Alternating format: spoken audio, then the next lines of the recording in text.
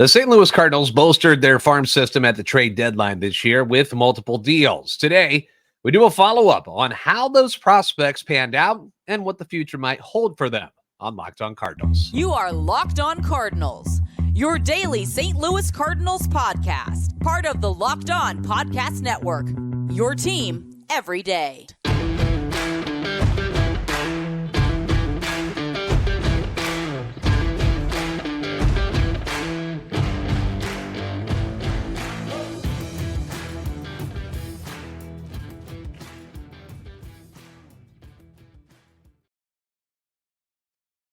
Hey there, Cardinals fans. I'm JD Haffern, and I'm a national radio sports anchor, born and raised in the Lou, and a lifetime Cardinals fan. And I'm your host for Locked On Cardinals, part of the Locked On Podcast Network, your team every day. You can follow me on Twitter or X at JD Sports Radio. The podcast also available there at LO_Cardinals. We want to thank those of you who make Locked On Cardinals your first listen every day, free and available wherever you get your podcasts. Find us on iTunes, Spotify, Google Podcasts. We're all over the place, including YouTube. If you want a visual version of the show, you can do that by going to YouTube and looking us up, Locked On Cardinals. Be sure to like, make sure you subscribe, comment, interact with us, hit the notification button so you know when those new episodes are coming out. This is a show serving Cardinal Nation and giving the best fans in baseball all of the info about the birds on the bat. Today's episode being brought to you by Sleeper. Swing for the fences on Sleeper picks, and you can win up to 100 times your money. Download the Sleeper app and use promo code Locked On, and you'll get up to a $100 match on your first deposit. Terms and conditions apply. See Sleeper's terms of use for details. Currently operational in over 30 states. Check out Sleeper today. So this year, the trade deadline, it was a little bit different. A little bit different for the Cardinals, who for the first time in a long time were actually sellers instead of buyers. It was a very odd spot to be in, but it still came, I'm going to say, with its own level of excitement, because we knew the season was already over and it was time to move on from some players, and we wanted to see who we could get. It's not as much fun as being a buyer. I remember the days of making trades for guys at the trade deadline like Mark McGwire, Matt Holliday, Scott Rowland, some big names right there.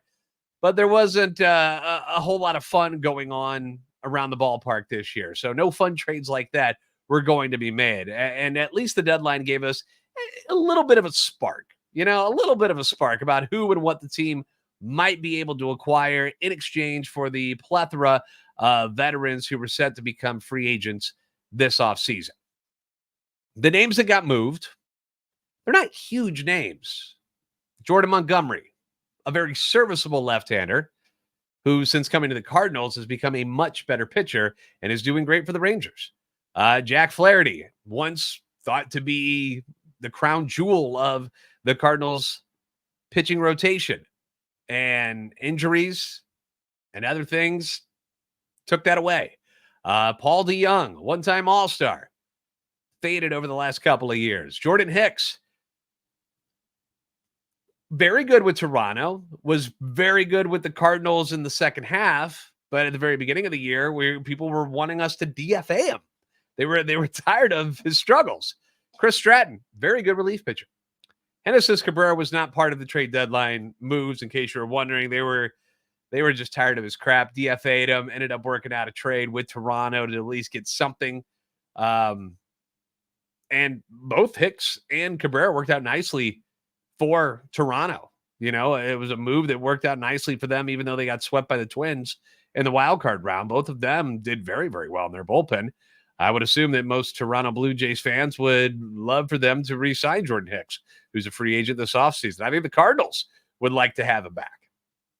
But in return for these guys, the Cardinals were able to acquire multiple pitchers and a couple of infielders to help restock their farm system, which it wasn't a bad one coming into 2023. Ranked in the top 10 in most publications before the season. Remember, Jordan Walker was in there. Alec Burleson was in there, rated as a top 100 guy. Mason Wynn, Matthew Liberatore, Ivan Herrera, Zach Thompson. All of these guys were either close to coming up or had already seen time in the big league. So now that they had joined the major league ranks, you had to find some new guys to pull in there. The team had 5 top 100 prospects to start the season in 2023. You had Walker, Wynn, and like I said, Alec Burleson was like number 99. The team also had Gordon Graceffo, who dealt with injuries this year, so we didn't get to see a lot of him. And then there's Teen Kents. Those are the only ones who were not on the roster at the end of the year. The Cardinals at the deadline, they wanted pitching first and foremost, so that's what they targeted mostly. But they were able to also get their hands on a couple of nice hitting prospects as well. One of them ended up earning the AA MVP honors. So with the help of STLtoday.com's Daniel Guerrero, let's take a look at how they all did and what they're up to now, because some of them are still playing in the Arizona Fall League. So let's start off with the MVP himself. Let's start with Thomas Saggese, acquired from the Rangers in the Jordan Montgomery and Chris Stratton trade. Saggese produced a career high in home runs with 26, RBIs with 111, his OPS at 904, hits 170, the latter of which led minor league baseball in 2023. A former fifth-round pick by Texas in the shortened 2020 draft, the 21-year-old received Cardinals minor league player of the month honors for August after slashing 352, 426, and a 714 with 17 extra base hits, 26 ribbies. He drew 14 walks, all of that in 27 games. He was really, really good for Class AA Springfield. Got promoted to Class AAA Memphis by the second week of September, and it light it up. Batted 207, 5 doubles, had a home run in his first 13 games at the Class AAA level. So that was Guerrero's write-up about it. Talking with my guy Bryce over at Locked On Rangers, he was certainly bummed when he found out Saggese was part of this deal that brought over Monty and Chris Stratton. Damn glad to meet you, by the way, which is the nickname. I don't know if they're using it over there with the Rangers, but Chris Stratton, damn glad to meet you. Always a nice nickname here. But Bryce understood that, that the Rangers, they're pushing for a title this year. They need to push all their chips in, and that adding both of them plus the addition of Max Scherzer, remember, they got him, would help ease the pain of losing a Jacob deGrom and Jake Odorizzi and Ian Kennedy, who they all lost during the regular season. And it's even become a bigger deal for the Rangers now that Scherzer and John Gray are both out. Maybe they come back for the playoffs, a big maybe. I know Scherzer's throwing already, but, having Jordan Montgomery, he started game one for them now. Like, he's kind of their ace dude. Saggese had such a big year that it's started to make myself wonder whether or not his rise and how quickly he's coming up through the system, how that will make a player like a Brendan Donovan or a Nolan Gorman more expendable in a trade for pitching. Because if you got this guy and if he's going to continue to hit the way he did this year, he's hit everywhere he's been, makes those guys trade bait. Is he going to continue to scorch it like he did this past year? We don't know that. He'll probably start at AAA this year. But to think that he, what gives you the suggestion or thought that he wouldn't be good at AAA this year? He's everywhere he's gone, he's hit. We're going to keep going here. Next, we go to a guy who fans got to see plenty of him at the end of the season, and that's left-handed pitcher Drew Rom. Guerrero says this about him. The lefty acquired from Baltimore in the Jack Flaherty deal struck out 18 batters and allowed 2 runs across 11 innings and 2 starts for Memphis. A call up to the majors August 21st made him the first of the prospects in the deadline haul to reach the major leagues. In his MLB introduction, Rom went 1-4 with an 8.02 ERA over 33 2/3 innings. That Nate starts with a 4-pitch mix that includes a low 90s fastball and a sweeper. Rom struck out 18.8% of the batters that he faced. He also walked 11.2%. Opposing hitters produced hard contact against Rom on 45.4% of the balls they put in play against him per Fangraphs. He completed 5 or more innings in 2 of the 8 starts that he made for St. Louis. So to put it lightly, Rom had a rough start to his major league career, but that does not mean, because I know how quickly people want to just move on from prospects. They're like, oh, all right, he's crap, moving on. They did it with Gorman last year. It does not mean that Drew Rom, just because he struggled in his first taste of Major League Baseball, it doesn't mean that he's a bust and that he's worthless. We did see him toss 2 very good games, one against the Phillies and then another beauty against the Orioles. 2 of the best teams in baseball. Both of them still in the playoffs right now. Plus, he had 3 games of 6 or more strikeouts. There's stuff there that the Cardinals can work with. Whether you trust them to work with him, that's a different story. But he's got something. People still wonder why he's not throwing harder. I wonder if that's something they work on in this offseason. And I haven't heard this from anybody. I haven't read it anywhere. Just a thought in my own skull. But I wonder, depending on what the team is able to acquire this offseason through free agency and through trades, whether or not Rom goes to the bullpen. If, Zach Thompson, who they went back and forth with, reliever, starter, if he is going to be a starter for good now. Because I feel like he kind of earned the chance to do that again. Maybe the bullpen is where Rom can work on his craft and still contribute at the major league level next year. So there's a thought. I don't know if it's feasible. I don't know if that's part of the plan, but something to throw out there. We'll continue down the list of trade deadline prospects next here on Locked On Cardinals because we got plenty to get to. There are a few of them. The MLB playoffs are here, and you can still have a chance to 100 times your cash on daily fantasy baseball with the Sleeper app if you haven't tried it yet. My friends are constantly using this, sending me the shots, the screenshots of them doing it. I could show you a couple of them here of what it looks like if you are using the Sleeper app. Nice and clean looking, as you can see. Pretty easy to maneuver around with, nothing too difficult. But, the playoffs are always very, very exciting, and even more exciting when you can make money off of it and you can have other ways to enjoy it. That's what the Sleeper app is about. Some of the big names in the wild card round were like Corbin Carroll, Corey Seager, Trey Turner, Sonny Gray, Aaron Nola. They all had good moments. But how about the lesser-known guys? The lesser-known guys are the ones where you can really cash in big. Guys like Bryson Stott, Royce Lewis, Evan Carter, Jordan Montgomery, Kevin Ginkel in Arizona out of the bullpen. These guys could have won you big money with the Sleep app. And now you've got the Braves, the Dodgers, Orioles, and Astros players coming into the mix. Pick more or less on stats for them, like home runs, hits, strikeouts, and more, up to 100 times payout on Sleeper. Get your picks right, you can win big. And I've said it since the seedings were made that I just really like the path of the Texas Rangers. I don't necessarily trust the pitching staff in Baltimore, so I'd be all over putting guys from the Rangers lineup in your lineup on Sleeper. How about the Twins lineup against Justin Verlander on Saturday? It's not like the Twins just lit up the Blue Jays.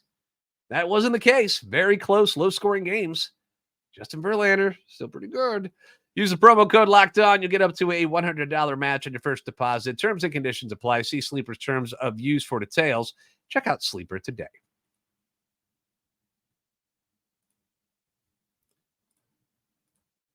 Thanks for making Locked On Cardinals your first listen every single day. You can leave comments on YouTube as well as on Twitter anytime you want. Feedback is always welcome and encouraged. I really do love it when you guys reach out and we're able to have a good conversation about what's going on with the Cardinals, just baseball in general. It's fine. I mean, they're not in the playoffs right now, but we can still talk ball. It's really fine. It's okay. We're fans. Let's stick with the pitching for our next acquisition. Right-handed pitcher, Tekoah Roby. All right, I'm excited about this guy. Here's what Guerrero had to say. Once again, article at stltoday.com. Considered the top pitching prospect for the Cardinals acquired at the deadline. Roby's organizational debut was delayed until August 26th as he rehabbed a shoulder injury sustained in early June while pitching for the Rangers AA club. Once healthy, the 21-year-old acquired in the Montgomery Stratton deal, made 4 regular season starts in Class AA and struck out 19 batters. He walked 3, kept hitters to 4 runs on 6 hits in 12 innings. He started Game 1 of Springfield's Texas League Division Series, where he allowed 2 runs, struck out 4 in 4 innings. After injury limitations, Roby will get a chance to make up for innings missed as he, as well as 7 other Cardinal prospects, participate in the Arizona Fall League. And in case you haven't heard or you haven't kept up with the Arizona Fall League, which has already begun, he looked really, really good in his first outing for the Scottsdale Scorpions. I love that name, by the way. He went 3 innings, allowed no runs, 1 hit, struck out 5. Not too shabby for your Arizona Fall League debut. Roby began the outing by retiring the first 8 batters that he faced before allowing a 2-out single in the third. He then collected 3 of his 5 strikeouts in the second inning as he struck out the side in order, all of which were swinging strikeouts. I was watching the highlights of this. One of those was where the guy swung and boom, bat went flying. He was fooled so much. In the end, he ends up throwing 43 pitches, 31 for strikes. It was very, very good. Very encouraging first outing in the Arizona Fall League now that he's happy. We knew that Jordan Montgomery was the biggest trade chip that the Cardinals had at the deadline. And the Cardinals appear to have gotten a very good return from Texas.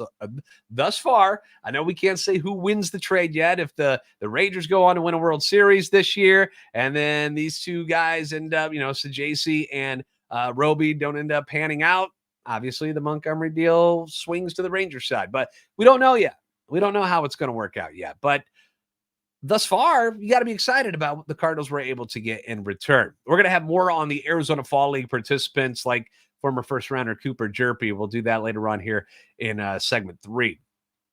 Next up on the list, we got another pitcher, right-hander Adam Kloffenstein.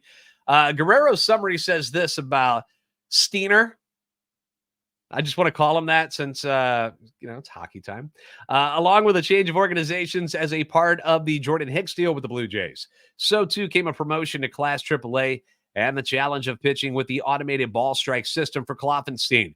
The 23-year-old provided at least 5 innings and 2 or fewer runs in 5 of the 8 starts that he made for the Redbirds, as he posted a 3 ERA, 9 appearances, 8 of those were starts. The righty and former third-round pick by Toronto notched 35 Ks in 39 innings to give him a career-best 140 on the year. He held AAA hitters to a 209 batting average. After he went unprotected and unselected in the Rule 5 draft last December, Kloffenstein will be Rule 5 susceptible this December unless he is added to the Cardinals' 40-man roster. That last bit of information, kind of a big deal because I would imagine if they don't protect him, gone. Somebody's going to snag him. But I don't feel like the Cardinals are an organization who is in a place right now to make deals for pitchers when they need pitching so bad and then just not add them to the 40-man roster. I feel like they'll get them on there. They're not going to let somebody swoop in and just take them away. So I'm not stressing over that one bit. But Kloffenstein, not bad. Not bad since coming over. Another pitcher brought over from Toronto, Sem Robberse. Guerrero says this about Sem, like Kloffenstein. Robberse also received a promotion from Class AA to Class AAA once he arrived in the Cardinal system from the Blue Jays in the Jordan Hicks deal.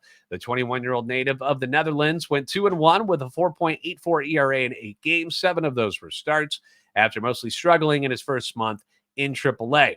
After Robberse allowed 27 hits and 17 runs in his first 19 innings for Memphis, he capped his season with a 2-0 record, 25 punchies in 16 1/3 innings, and a 2.20 ERA over 3 games in September, which included 6 innings and 1 run allowed in his final outing. So, rough start when he got dealt over, and that's okay. It ain't easy, I would imagine, to be traded. I've never been traded. I've gotten new jobs and I've had to move around the country. It's not easy. And you got to get settled in. You got to meet your new teammates. And then you got new coaches giving you new tips and whatever. So I can't really blame any of these guys who got traded for struggling when they first started up. But it appears that after he got comfortable, he settled in quite nicely. And let's not forget, he was at the 2023 Futures game for a reason. So they don't send just scrubs to the Futures game.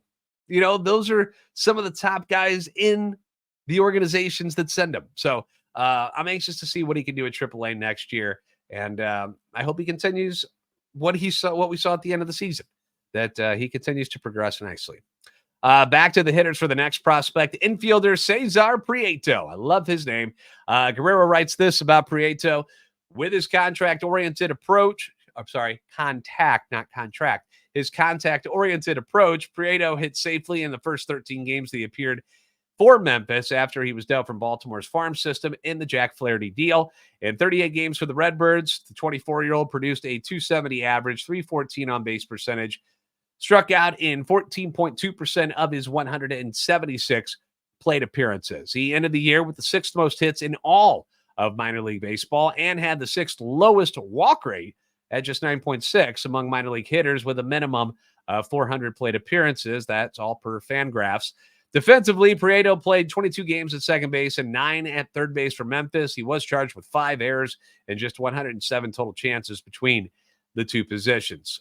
Everything that I've seen on Ceasar Prieto is he's up at the plate to hit the ball. Obviously, the walk percentage, not great, but the strikeout percentage isn't super high or anything either. So when he's up there and he's swinging, he's putting the ball in play at least. I mean, he was hitting 364 at AA before he got called up to AAA.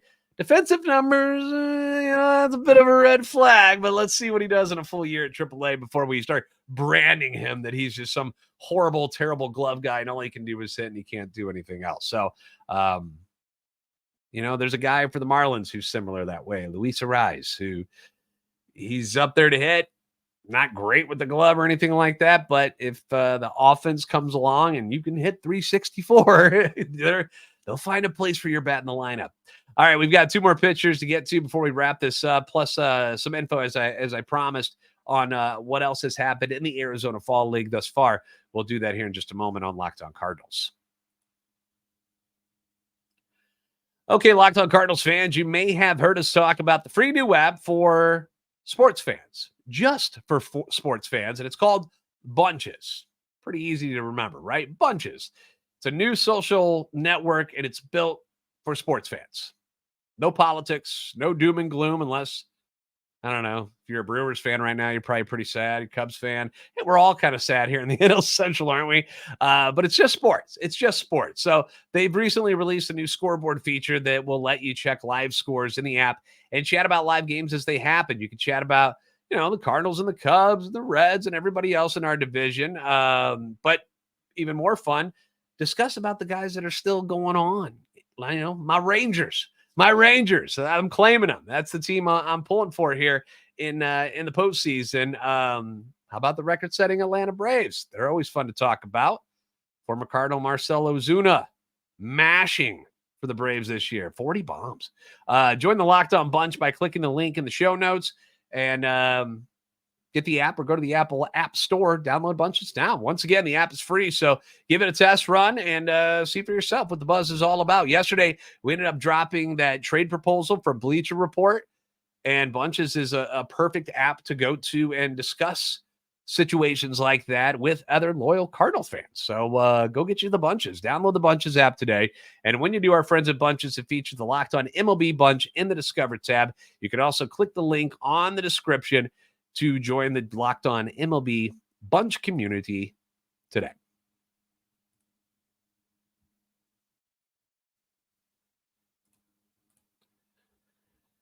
The final 2 acquisitions at the deadline, both pitchers.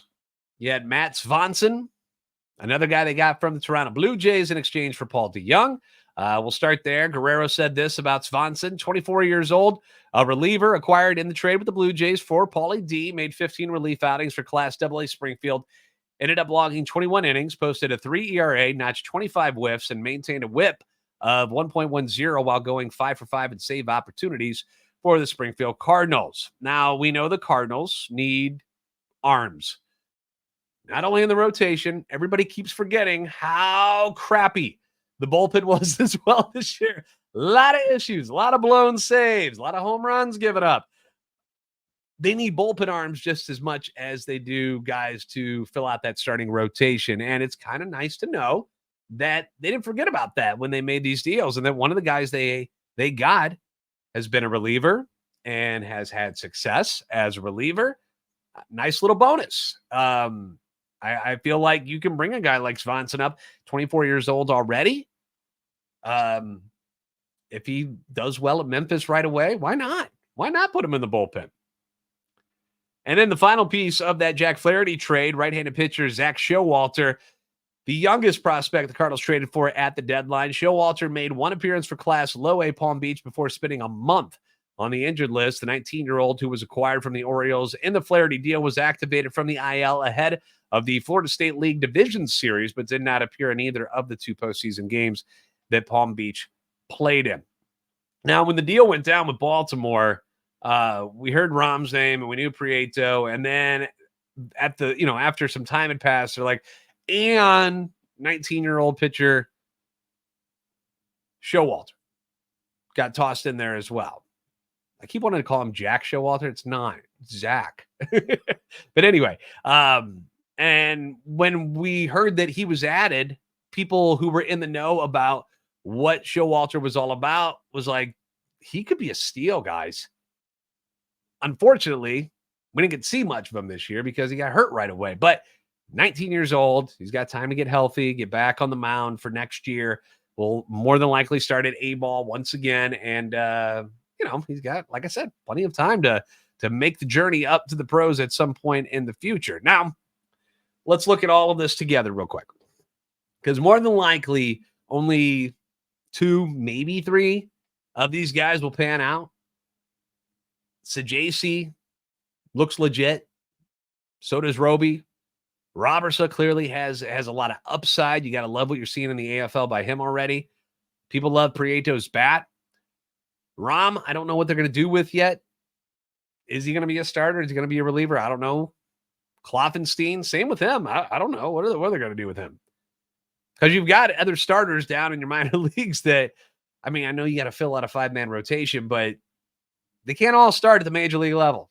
All right. So if they want to crack the 40-man roster and be in St. Louis on opening day, some of these guys are going to have to go to the bullpen. Svanson, already a bullpen guy, got potential. Showalter, the teenager. Not a bad haul. Not a bad haul, considering that they traded away rental players to get these guys in return. Because those guys that they traded away, there was no guarantee they were going to come back to St. Louis. There's no guarantee they're going to stay with the teams that traded for them. But now the Cardinals have all of these guys in the mix, and it just makes the organization look and feel a little bit better, knowing that you're able to get something for these guys. And a lot of them here look to have some serious upside. All right, we're going to finish things off a little more from Guerrero about the Arizona Fall League, which is underway. That same game that Tekoah Roby pitched in, former first-round pick Cooper Jerpy came in after him out of the bullpen. Jerpy needed 8 pitches to complete a 1-2-3 inning. That included a swinging strikeout. His outing was his 3rd since he's come off the IL in early September. Remember, he had a little bit of surgery on the throwing arm, was cleaning out some loose bodies there in the elbow, but appears to be okay. It seems to be healthy. 2022 first-round pick. Made 8 starts for Class High A Peoria through 39 1/3 innings through April and May before that arthroscopic surgery on his elbow, which sidelined him for 3 months. All 3 of his outings in his return from the injury have been relief appearances. Another reliever in the AFL, somebody that I brought up near the end of the year, we're talking about bullpen arms, Andre Granillo, who was a closer this year at Springfield, former 14th round pick from the 2021 draft. He collected 5 Ks, walked 1 batter, and allowed 2 hits and 2 scoreless innings of relief. Notched 3 of his strikeouts in his first inning of work after allowing a leadoff single. Began his second inning of work by allowing a single and a double, but then stranded both of those runners by inducing a flyout and striking out the last 2 hitters that he faced. 23 years old.